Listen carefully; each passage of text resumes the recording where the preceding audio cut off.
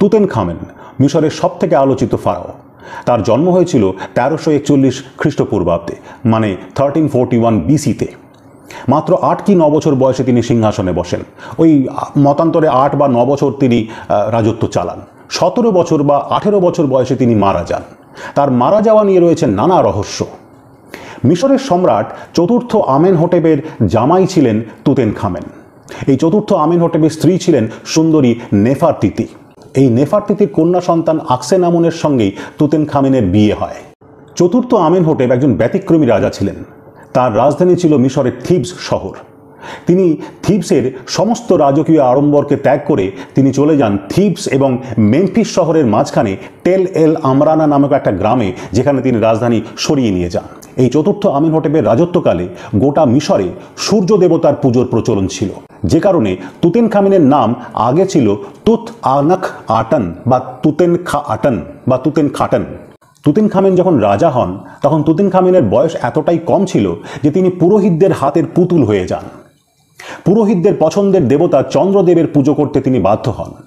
তাই নিজের নাম পরবর্তীকালে পরিবর্তন করে তিনি রেখেছিলেন তুত আনাখ আমন। আমন অর্থাৎ চন্দ্রদেব, তাই তার নাম হয়েছিল তুতেনখামেন।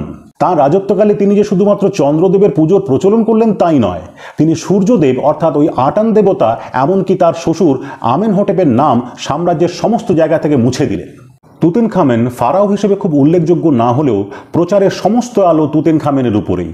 তার কারণ তিনটে: তার সমাধিক্ষেত্র থেকে পাওয়া বিপুল ঐশ্বর্য, তার মৃত্যুকে ঘিরে রহস্য, আর তৃতীয় কারণটা হলো তার সমাধিক্ষেত্রকে ঘিরে থাকা নানা অভিশাপের তত্ত্ব। 1922 সালে 4 নভেম্বর লর্ড কার্নারভানের নেতৃত্বে হাওয়ার্ড কার্টার এবং তার দলবল মিশরের কায়রো শহর থেকে 650 কিলোমিটার দূরে তুতেনখামেনের সমাধিটি আবিষ্কার করেন এবং 26 নভেম্বর তারা প্রথমবার ওই সমাধির ভেতরে ঢোকেন। সমাধিক্ষেত্রটা ছিল মাত্র 110 বর্গফুটের। ভাবুন, এত বড় একজন সম্রাট যাকে নিয়ে এত হইচই, তার সমাধিক্ষেত্রটা মাত্র 110 বর্গফুটের। কিন্তু সেই সমাধির ভেতর থেকে পাওয়া গিয়েছিল প্রায় 5398টি অপরূপ সব সামগ্রী। তার মধ্যে সোনার মুকুট, সোনার শবাধার এবং সোনার রত্নখচিত আরও নানা ধরনের জিনিস তো ছিলই। শুনলে অবাক হবেন যে তুতেনখামেনের যে মমি, সেইটা ছিল 8টা কফিনের ভেতরে, মানে একটার পর একটা কফিন খুলে, পরপর 8টা কফিন খুলে ওই মমিটা বার করা হয়েছিল। আর প্রত্যেকটা কফিন ছিল সোনার। এবং যখন মমিটা বার করা হলো তখন তুতেনখামেনের মুখের উপরে ছিল একটা সোনার মুখোশ। এছাড়াও পাওয়া গিয়েছিল উল্কাপিণ্ডের লোহা দিয়ে তৈরি একটা সুদৃশ্য ছোরা, হাতির দাঁতের হাতলের সাথে উট পাখির পালক দিয়ে তৈরি একটা হাত পাখা। এছাড়াও ছিল নানা ধরনের সুদৃশ্য কাঠের মূর্তি। এর মধ্যে সবথেকে উল্লেখযোগ্য ছিল একটা অদ্ভুত দর্শন মূর্তি, একটা অদ্ভুত দর্শন জানোয়ারের মূর্তি। তার শরীর এবং পাটা ছিল বেড়ালের মতন, মুখটা ছিল ঘোড়ার মতন, আর মুখের ভেতরে ছিল হাতির দাঁত দিয়ে তৈরি বেড়ালের দাঁতের মতন তীক্ষ্ণ দাঁত। তুতেনখামেনের মৃত্যুর পরেই মিশরের ইতিহাসের 18তম রাজবংশের সমাপ্তি ঘটে।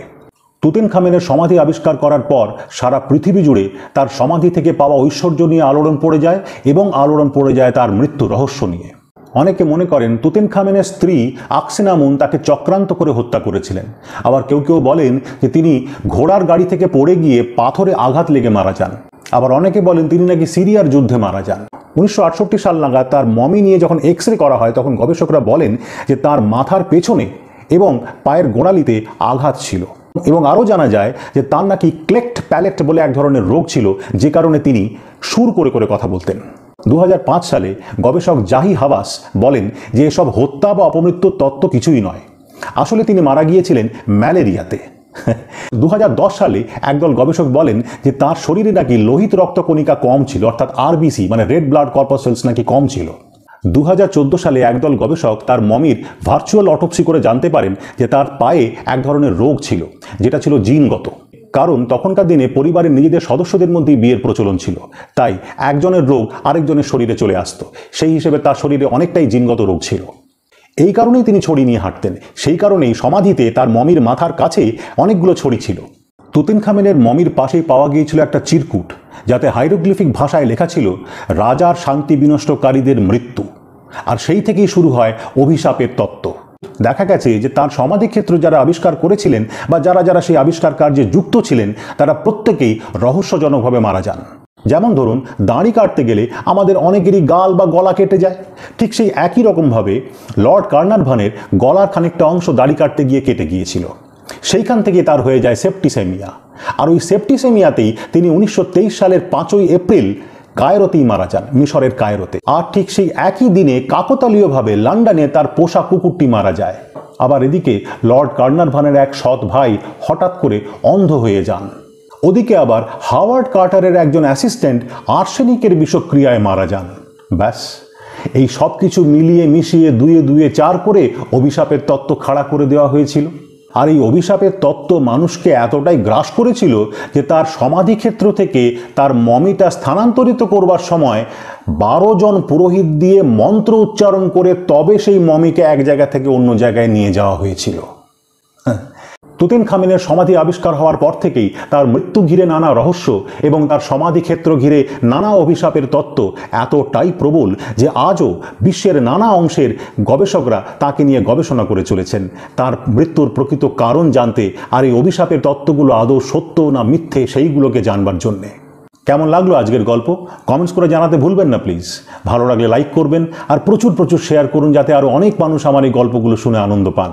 আর হ্যাঁ, আমার এই চ্যানেলটা ভালো লাগলে সাবস্ক্রাইব করতে ভুলবেন না, আর ওই বেল বাটনটাকে প্রেস করে দেবেন যাতে আগামী দিনের সমস্ত ভিডিও নোটিফিকেশন আপনাদের কাছে দ্রুত পৌঁছে যায়। আসছে আগামীকাল অন্য কোনো গল্প না, আমি পরিচয়, আমার সঙ্গে জাস্ট কিছুক্ষণ।